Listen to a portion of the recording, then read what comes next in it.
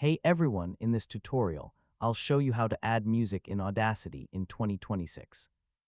Adding music can make a voiceover, podcast, presentation, or other audio project more engaging, but it's important to balance the tracks properly. So let's get started. First, open Audacity and create or open the project where you want to add music. You can start with a voice recording or another audio track. Next, import the music file you want to use. Audacity will add the music to the project, usually as a separate track. Before doing anything else, make sure you have permission to use the music. If you're publishing your project online, choose music that you own, have licensed, or are otherwise allowed to use. Now, arrange the music and voice tracks on the timeline. If the music needs to play underneath narration, position it so the timing matches the sections you want. The next important step is volume balancing. Music that sounds good by itself may be far too loud when combined with spoken audio.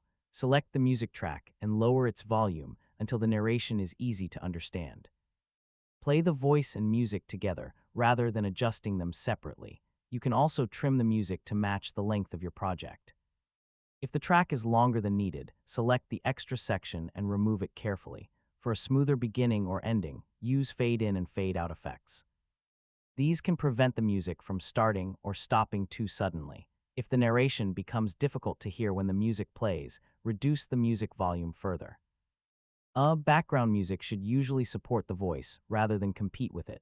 Listen through the entire project and check different sections. Some parts may need slightly different volume levels depending on what the narration is saying.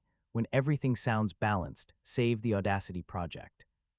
Then export the finished audio in the format required for your final use. And that's how to add music in Audacity.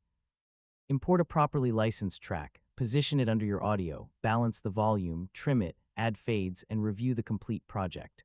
Thanks for watching, and I'll catch you in the next